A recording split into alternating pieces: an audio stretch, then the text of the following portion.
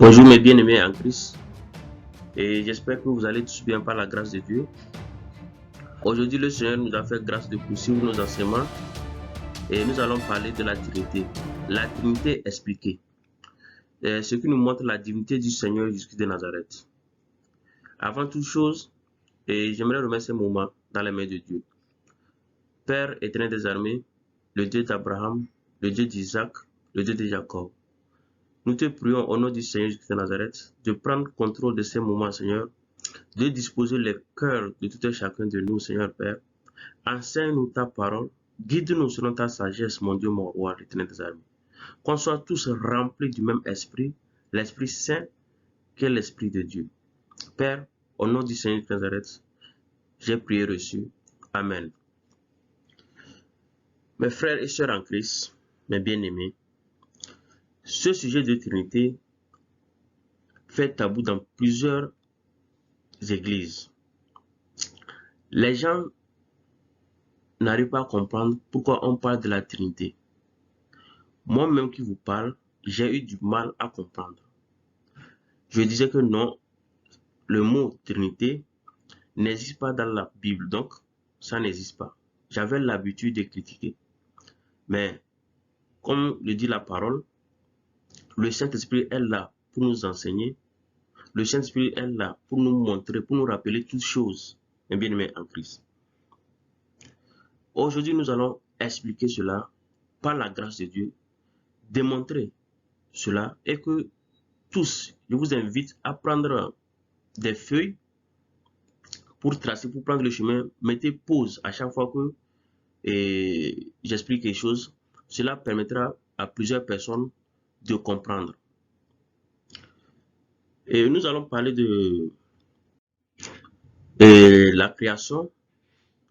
Parce qu'avant toute chose, il faut qu'on montre comment, au niveau de la création, qui était Dieu. Ou soit, qu'est-ce qui composait Dieu en fait. Et nous allons, premièrement,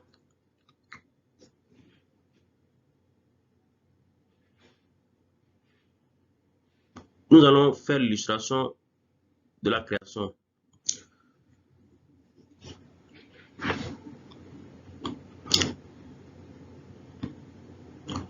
À la création, nous avons le Père,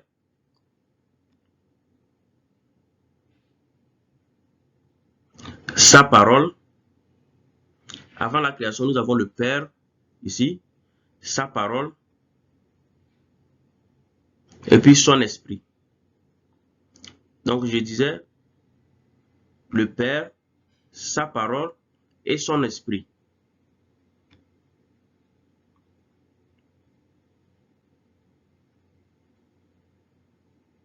Le Père, sa parole et son esprit. Vous pouvez reproduire ce chemin-là exactement comme je l'ai fait. Cela va vous permettre de mieux comprendre. Parce que c'est ça qui forme la Trinité.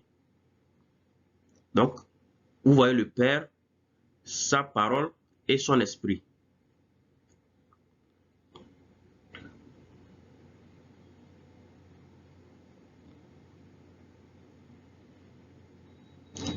Donc, le Père, sa parole et son esprit, c'est tout qui forme Dieu. Père, parole, esprit égale Dieu.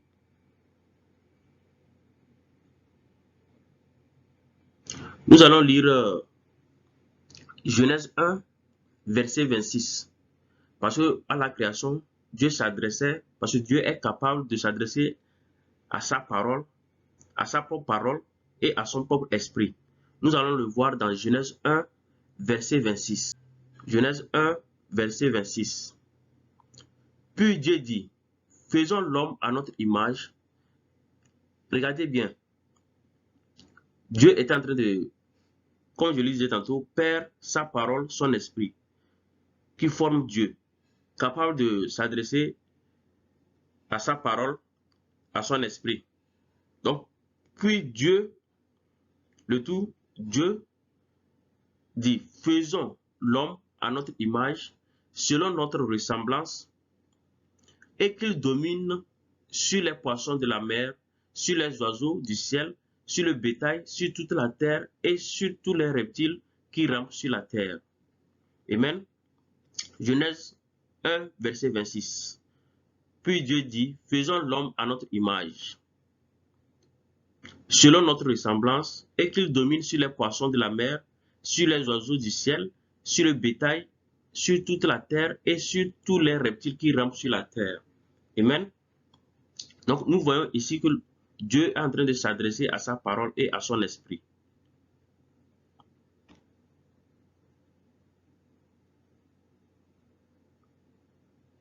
Genèse 1, verset 26.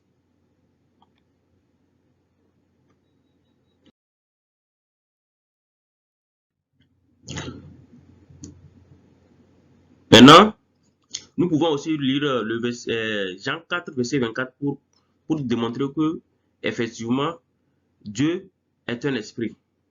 Dieu a un esprit. Jean 4, verset 24. Je lis la parole de Dieu. Jean 4, verset 24. Dieu est esprit et il faut que ceux qui l'adorent, l'adorent en esprit et en vérité. Donc, Dieu est esprit. La parole de Dieu nous dit ici qu'il est esprit et que ceux qui l'adorent, l'adorent en esprit et en vérité.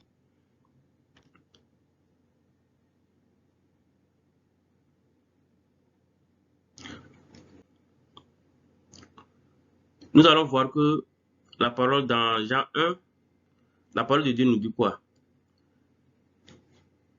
Que la parole est descendue sur la terre, la parole de Dieu, et s'est faite chair. Jean 1, verset 1. On lit la parole de Dieu. Au commencement était la parole, et la parole était avec Dieu, et la parole était Dieu. Elle était au commencement avec Dieu. Toutes choses ont été faites par elle, et rien de ce qui a été fait n'a été fait sans elle. En elle était la vie, et la vie était la lumière des hommes.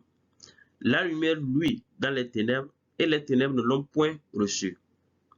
Il eut un homme envoyé de Dieu, son nom était Jean. Il vint pour servir de témoignage, pour rendre témoignage à la lumière, afin que tous crussent par lui. Il n'était pas la lumière, mais il parut pour rendre témoignage à la lumière. Cette lumière était la véritable lumière qui, en venant dans le monde, éclaire tout homme. Elle était dans le monde et le monde a été fait par elle. Et le monde ne l'a point connue. Elle est venue chez les siens et les siens ne l'ont point reçue. Mais à tous ceux qui l'ont reçue, à ceux qui croient en son nom, elle a donné le pouvoir de devenir enfants de Dieu, lesquels sont nés non du sang, ni de la volonté de la chair, ni de la volonté de l'homme, mais de Dieu. Verset 14. Et la parole a été faite chair. Donc nous avons vu que Dieu avait sa parole et son esprit. Maintenant, la parole est descendue sur la terre et s'est faite chair. Verset 14. Et la parole a été faite chair et elle a habité parmi nous, pleine de grâce et de vérité. Et nous avons contemplé sa gloire, une gloire comme la gloire du Fils unique venu du Père. Nous voyons que la parole est descendue et a habité parmi nous. Nous allons expliquer cela.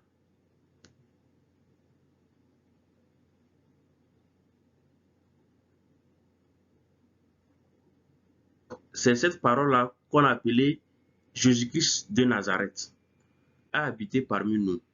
Dieu a envoyé sa parole qui s'est faite chair et a habité parmi nous.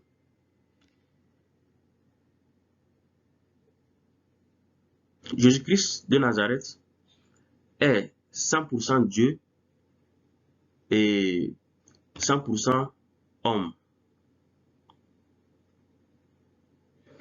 La parole s'est faite chair et c'est le nom de Jésus-Christ de Nazareth qui est 100% Dieu, fils de Dieu, et 100% homme, fils de l'homme.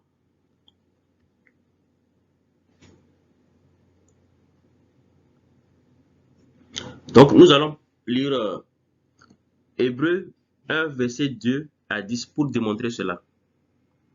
Hébreux 1, verset 2 à 10. J'ai la parole de Dieu. Dieu, dans ces derniers temps, nous a parlé par le Fils Jésus de Nazareth, qu'il a établi héritier de toutes choses, par lequel il a aussi créé le monde. Donc, la parole s'est faite chair, qui est devenu Jésus de Nazareth, qui est 100% Dieu et 100% homme. Dieu, dans ces derniers temps, nous a parlé par le Fils, qu'il a établi héritier de toutes choses, par lequel il a aussi créé le monde, et qui, étant le reflet de sa gloire et l'empreinte de sa personne, et soutenant toutes choses par sa parole puissante, a fait la purification des péchés et s'est assis à la droite de la majesté divine dans les lieux très hauts, devenu d'autant supérieur aux anges qu'il a hérité d'un nom plus excellent que le leur. Car auquel des anges Dieu a-t-il jamais dit, tu es mon fils, je t'ai engendré aujourd'hui, et encore, je serai pour lui un père, et il sera pour moi un fils. Et lorsqu'il introduit de nouveau dans le monde le premier-né, il dit que tous les anges de Dieu l'adorent. De plus, il dit des anges, celui qui fait de ces anges des vents et de ses serviteurs une flamme de feu. Mais il a dit au Fils, ton trône, ô Dieu, est éternel. Mais il a dit au Fils, ton trône, ô Dieu, est éternel. Donc, ici, le Père appelle le Fils Dieu. Donc, c'est le Père qui est en train de parler. Il dit au Fils, ton trône, ô Dieu, est éternel. Le sceptre de ton règne est un sceptre d'équité.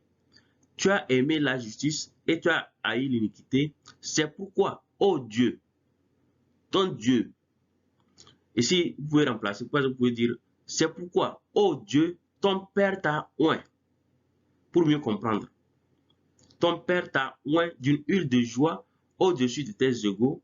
Et encore, toi, Seigneur, tu as au commencement fondé la terre et les cieux sont l'ouvrage de tes mains. Amen. Donc, tout ce qu'on voit dans ce monde, c'est la parole de Dieu qui a créé cela. Nous voyons au niveau de Genèse, on avait fait déjà l'étude, la création du monde. Et ceux qui n'ont pas suivi cela peuvent aller sur notre chaîne pour suivre cela, parce que Dieu a créé toutes choses par la parole. Donc, Jésus-Christ étant la parole de Dieu, donc c'est le Seigneur Jésus de Nazareth qui a créé toutes choses. Et encore, verset 10, et encore toi, Seigneur, tu as au commencement fondé la terre. C'est le Père qui parle à son Fils. Tu as au commencement fondé la terre et les cieux sont l'ouvrage de tes mains. Amen. Nous allons voir aussi, nous allons lire Matthieu 26, 63 à 64. Matthieu 26,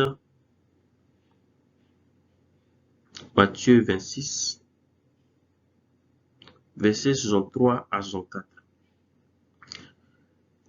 J'ai la parole de Dieu.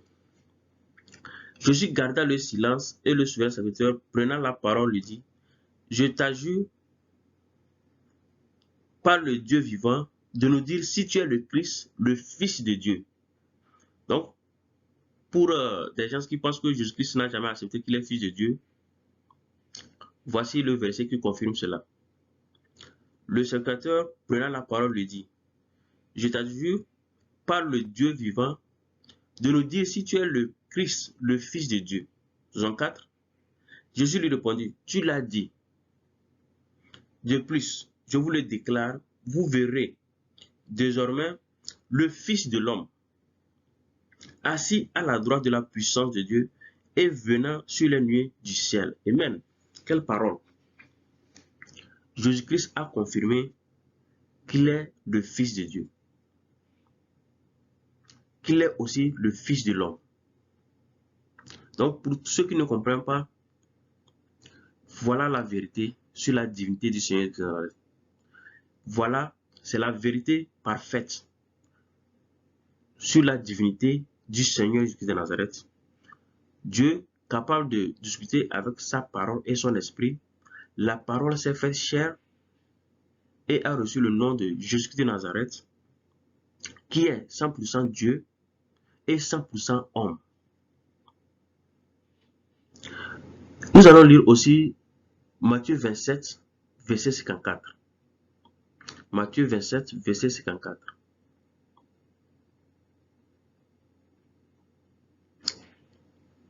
Matthieu 27, verset 54.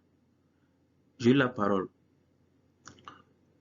Le centenier et ceux qui étaient avec lui pour garder Jésus, ayant vu le tremblement de terre et ce qui venait d'arriver, furent saisis d'une grande frayeur et dirent, assurément, cet homme était fils de Dieu. Donc, après avoir crucifié le fils de Dieu, ils étaient là et le centenier et ceux qui étaient avec lui pour garder Jésus, ils ont vu le tremblement de terre et ce qui venait d'arriver après la mort du Seigneur Jésus de Nazareth. Et ils disent maintenant, ils confirment maintenant, assurément, cet homme était fils de Dieu. Donc, Jésus est venu sur la terre, il nous a rachetés un grand prix, mes bien-aimés en Christ. Il a versé son sang pour toi et moi. Nous devons connaître Jésus qu'on adore, le Seigneur Jésus de Nazareth, le Fils de Dieu, qui est venu, que Dieu a envoyé sur la terre, pour sauver, pour réconcilier le monde avec lui-même. Parce que c'est la parole de Dieu qui était en Jésus de Nazareth, Fils de l'homme. Donc la parole s'est faite chair et a habité parmi nous. Mais bien aimé en Christ, c'est ça la vérité. Donc, les gens qui ne comprennent pas ce que c'est la Trinité compose le Père, le Fils et le Saint-Esprit, le tout égale Dieu, avant la création. C'est pourquoi Dieu parlait, faisons l'homme à notre image, parce qu'il s'adressait à sa propre parole et à son propre esprit. Le Père s'adressait à sa parole et à son esprit. C'est pourquoi il dit, faisons l'homme à notre image. La parole est descendue sur la terre et a habité parmi nous. Et le nom, c'est Jésus de Nazareth, qui est 100% Dieu et 100% homme. Jésus-Christ de Nazareth, Fils de Dieu, est mort sur la croix à Golgotha. Il a été crucifié pour racheter le monde, pour racheter toi et moi, pour nous réconcilier avec Dieu le Père. Nous allons voir, nous allons lire Matthieu 28, verset 1 à 7 pour comprendre les choses. Nous allons parler de la résurrection du Fils de l'homme. Après sa mort, tout le monde sait qu'il est resté 3 jours dans le tombeau. Et il a été ressuscité par son Père. Nous allons lire Matthieu 28, verset 1 à 7. J'ai la parole de Dieu. Après le sabbat, à l'aube du premier jour de la semaine, Marie de Magdala et l'autre Marie allèrent voir le sépulcre. Et voici, il eut un grand tremblement de terre, car un ange du Seigneur descendit du ciel, vint rouler la pierre et s'assit dessus. Mon bien-aimé en Christ, toi qui m'écoutes actuellement, je prie aujourd'hui que tout ce qui est problème dans ta vie, tout ce qui est souci dans ta vie, que cet ange qui a roulé la pierre du Seigneur de Nazareth roule tes problèmes et s'assied dessus au nom du Seigneur de Nazareth. Je leur donne par la puissance du Saint-Esprit que tu reçoives ta guérison, que ta maladie, que ta montagne soit terrassée au nom du Seigneur de Nazareth. L'ange du Seigneur descendit du ciel, vint rouler la pierre et s'assit dessus. Son aspect était comme l'éclair, alléluia, et son vêtement blanc comme la neige. Waouh! Les gardes tremblèrent de peur et devinrent comme morts. Alléluia. Mais l'ange prit la parole et dit aux femmes, Pour vous, ne craignez pas, car je sais que vous cherchez Jésus qui a été crucifié. Il n'est point ici, il est ressuscité, comme il avait dit. Venez, voyez le lieu où il était couché, et allez promptement dire à ses disciples qu'il est ressuscité des morts, et voici, il vous précède en Galilée, c'est là que vous le verrez. Voici, je vous l'ai dit. Amen. Amen. Je bénis la parole de Dieu. Jésus-Christ de Nazareth, la mort ne peut pas retenir Jésus-Christ de Nazareth. Là où, le corps dans lequel Dieu a habité, la mort ne peut pas retenir. Il a vaincu la mort, mes bien-aimés en Christ. Il est ressuscité. Il a reçu un corps glorieux. Il est ressuscité en chair et en os, mes bien-aimés en Christ. Là où l'ennemi a mis ton âme, là où l'ennemi a mis ta destinée, je prie au nom du Seigneur de Nazareth que cela te soit redonné à l'instant même que tu écoutes cette parole. Jésus-Christ est ressuscité et nous a donné la vie éternelle. Mes bien-aimés, mes frères et sœurs en Christ, lisons Acte 1, verset 9 à 11. Acte 1, verset 9 à 11, mes bien-aimés en Christ. La parole de Dieu est tellement très intéressante. La Trinité expliquée en détail, mes bien-aimés en Christ, avec les versets bibliques qui confirment ce que je suis en train de vous enseigner, mes bien-aimés en Christ. Les versets bibliques, il y en a beaucoup, mais j'ai juste relevé d'autres, quelques versets pour vous montrer cela. Ceux qui veulent plus de versets, contactez-moi. Je peux vous lister beaucoup de versets concernant la divinité du Seigneur de Nazareth, 100% homme et 100% Dieu. Acte 1, verset 9 à 11. J'ai la parole de Dieu. Après avoir dit cela, il fut élevé pendant qu'il le regardait, et une nuée le déroba à leurs yeux. Et comme ils avaient les regards fixés vers le ciel, pendant qu'ils s'en allaient, voici, deux hommes vêtus de blanc leur apparurent, et dirent, hommes galiléens, pourquoi vous arrêtez, pourquoi arrêtez-vous à regarder au ciel?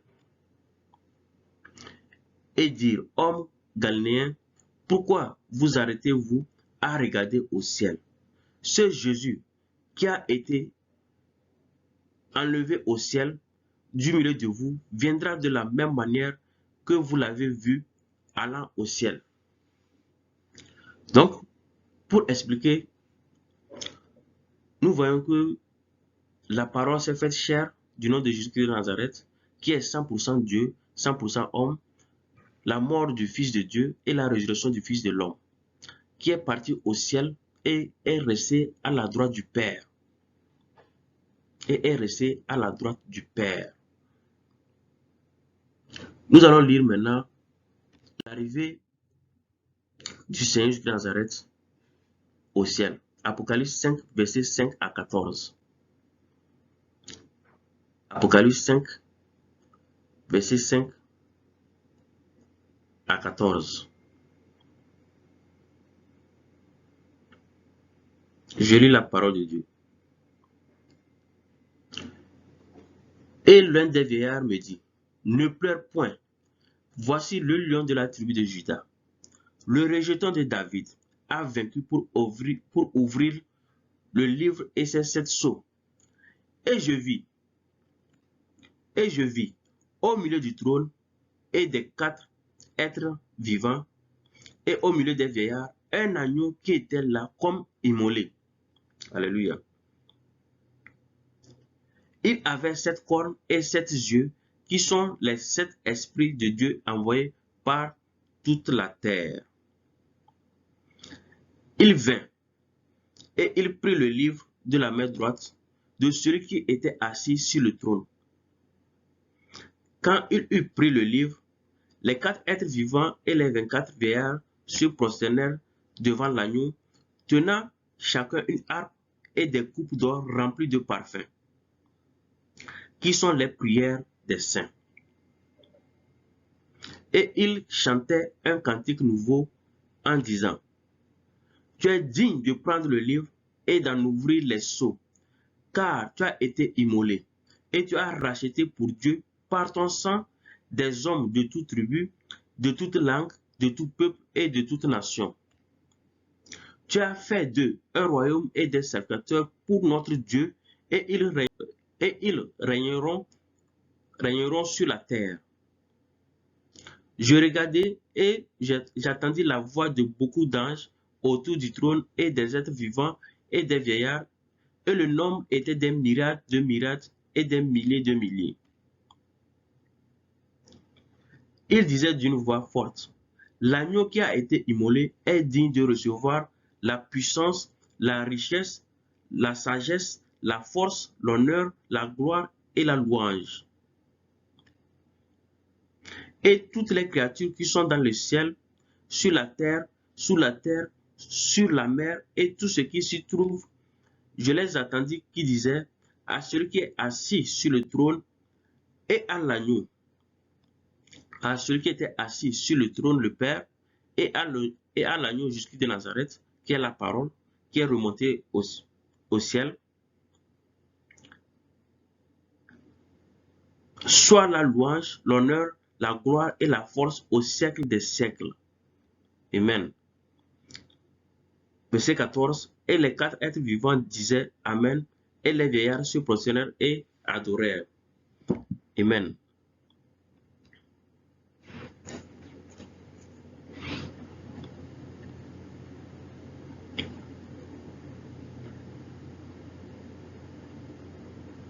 Donc, nous voyons que lorsque le Seigneur Jésus-Christ de Nazareth est monté dans le ciel,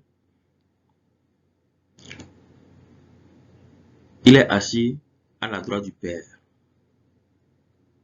Et le Saint-Esprit est descendu sur la terre.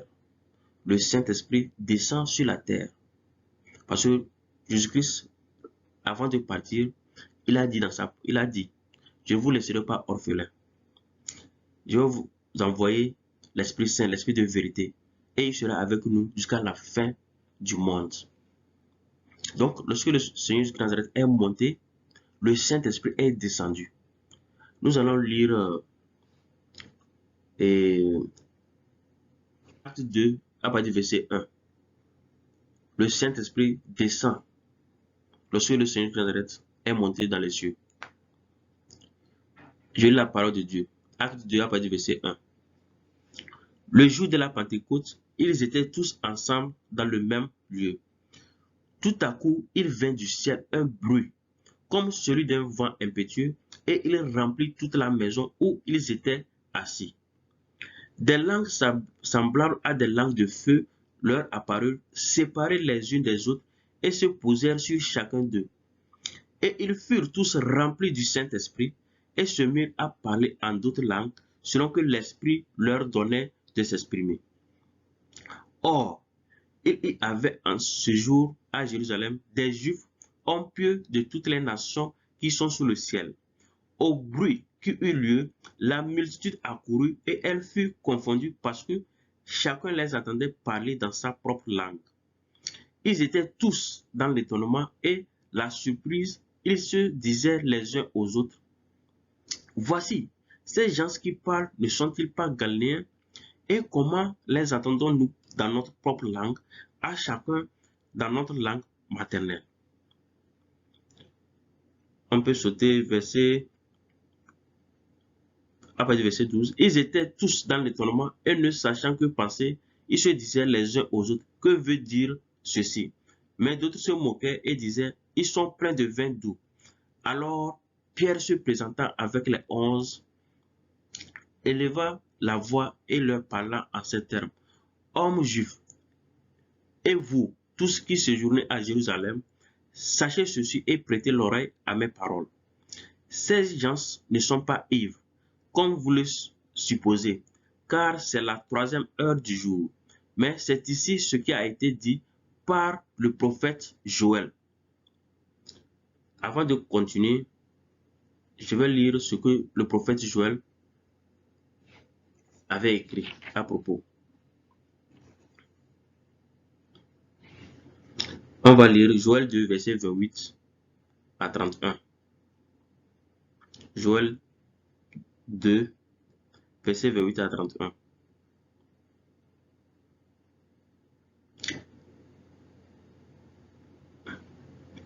Après cela, je répandrai. Donc, c'est ce que le prophète avait dit, Joël avait dit. Après cela, je répandrai mon esprit sur toute chair. Vos fils et vos filles prophétiseront, vos vieillards auront des songes et vos jeunes gens des visions. Même sur les serviteurs et sur les servantes, dans ces jours-là, je répandrai mon esprit. Je ferai paraître des prodiges dans les cieux et sur la terre, du sang, du feu et des colonnes de fumée. Le soleil se changera en ténèbres et la nuit en sang avant l'arrivée du jour de l'Éternel, de ce jour grand et terrible. Amen. Donc, revenons à Acte 2.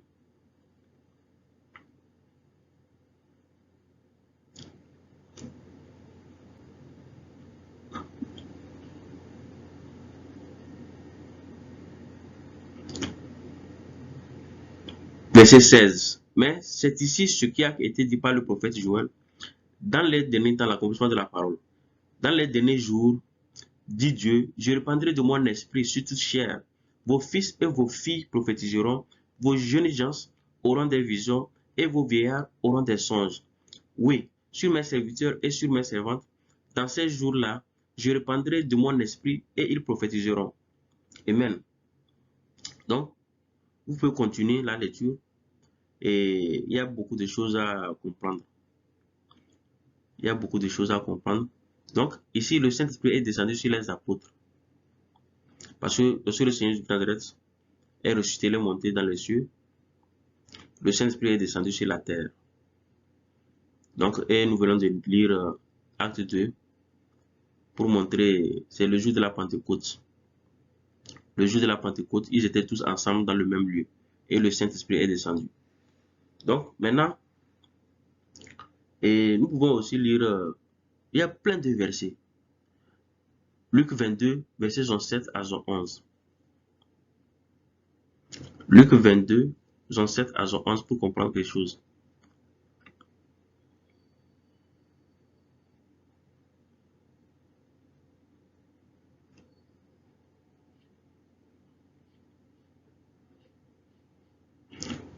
Sur la divinité du Seigneur de Nazareth. Ils disent, verset Luc 22, à partir du verset 67.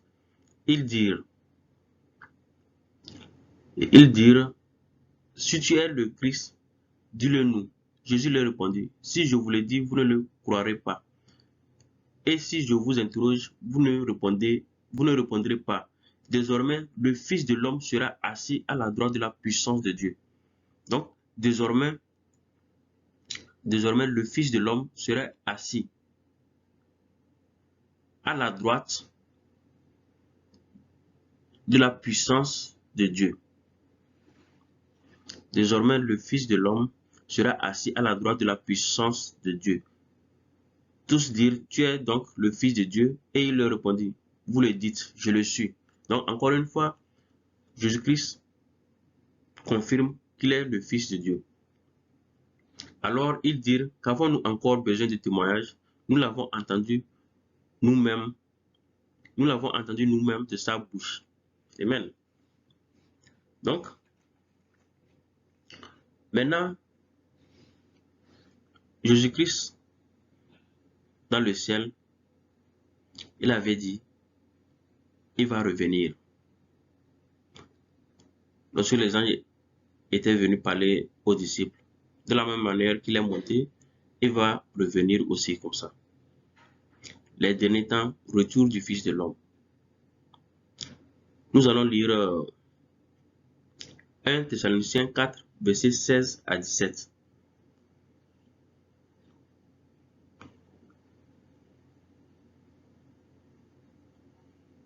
« 1 Thessaloniciens 4, versets 16 à 17. Car le Seigneur lui-même a un signal donné à la voix d'un archange et au son de la trompette de Dieu descendra du ciel. Alléluia. Car le Seigneur lui-même a un signal donné à la voix d'un archange et au son de la trompette de Dieu descendra du ciel et les morts en Christ ressusciteront premièrement.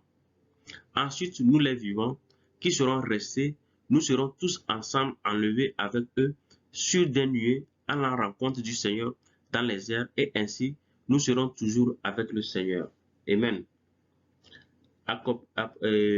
Luc 21, verset 27. Nous allons lire Luc 21, verset 27 aussi pour montrer cela. Luc 21, verset 27. Je lis la parole de Dieu. Alors, on verra le Fils de l'homme Jésus-Christ, venant sur une nuée avec puissance et une grande gloire. Apocalypse 1, 7 à 8. Ce sont des versets que je vous donne, vous pouvez noter ça, après relire correctement pour comprendre. Apocalypse 1, verset 7 à 8. Je lis la parole. Voici, il vient avec les nuées, et tout œil le verra, même ceux qui l'ont percé, et toutes les tribus de la terre se lamenteront à cause de lui. Oui, Amen. Je suis l'alpha et l'oméga, dit le Seigneur, Dieu, celui qui est, qui était et qui vient, le Tout-Puissant. Je reprends la parole. Voici, il vient avec les nuées, et tout œil le verra, même ceux qui l'ont percé, et toutes les tribus de la terre se lamenteront à cause de lui.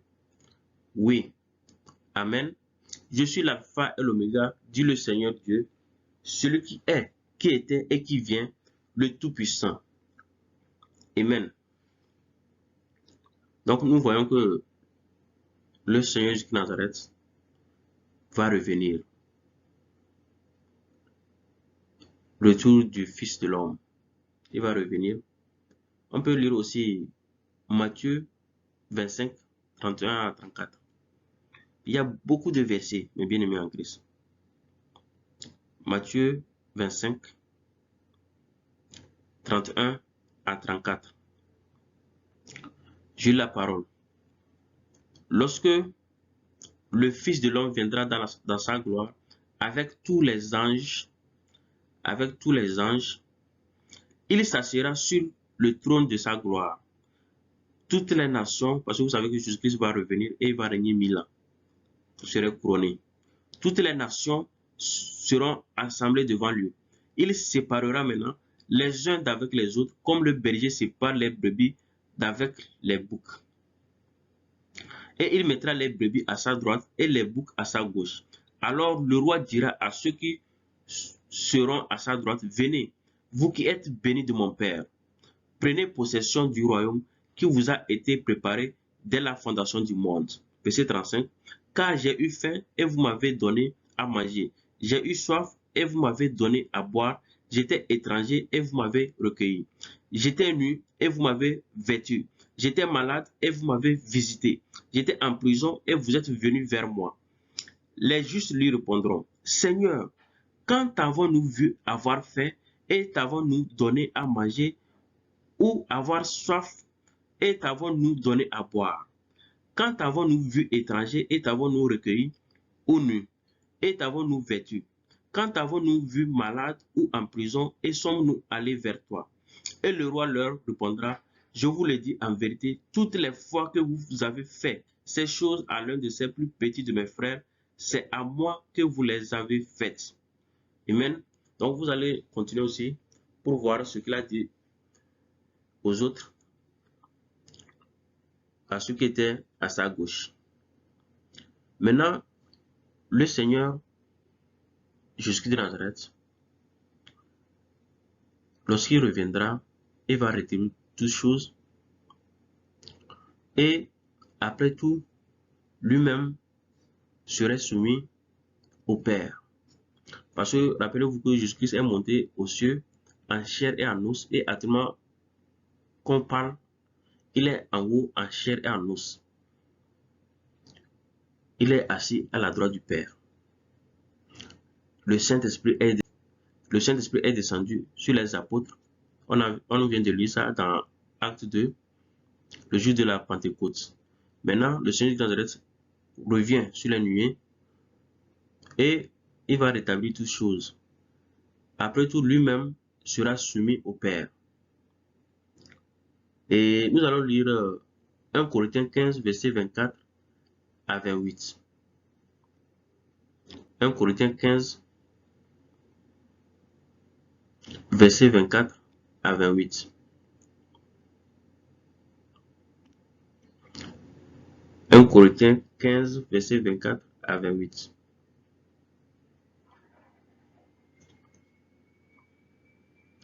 Je lis la parole de Dieu. Donc, après tout cela, ensuite viendra la fin. Quand il remettra, ensuite viendra la fin, quand il est mis ici, Jésus-Christ de Nazareth. Ensuite viendra la fin, quand Jésus-Christ remettra le royaume à celui qui est Dieu et Père, après avoir détruit toute domination. Après avoir détruit toute domination, toute autorité et toute puissance. Car il faut qu'il règne jusqu'à ce qu'il ait mis tous les ennemis sous ses pieds. Le dernier ennemi qui sera détruit, c'est la mort. Dieu, en effet, a tout mis sous ses pieds, mais lorsqu'il dit que tout lui a été soumis, il est évident que celui qui lui a soumis toute chose est accepté. Et lorsque toutes choses lui auront été soumises, alors le Fils lui-même sera soumis à celui qui a soumis toutes choses, afin que Dieu soit tout en tous. Amen. Et lorsque toutes choses lui auront été soumises, alors le Fils lui-même sera soumis à celui qui a soumis toutes choses, afin que Dieu soit tout en tous. Amen. Donc après tout, Dieu le Père lui-même va descendre sur la terre et il va habiter parmi nous. On va lire Apocalypse 21, versets 1 à 7.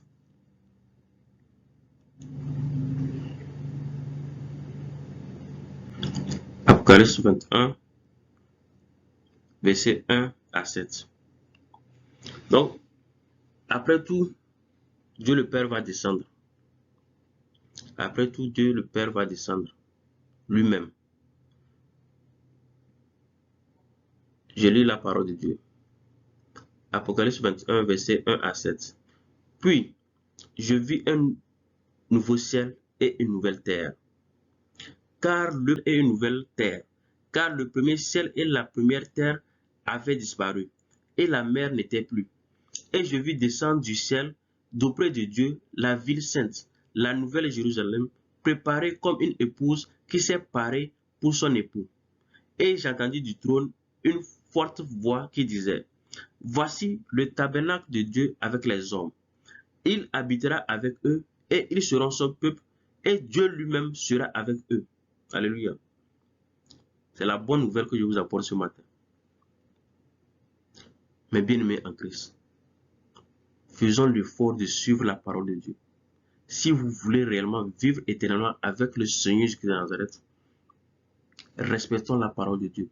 Demandons à l'Esprit Saint maintenant de nous aider, de nous enseigner sa parole, de nous guider.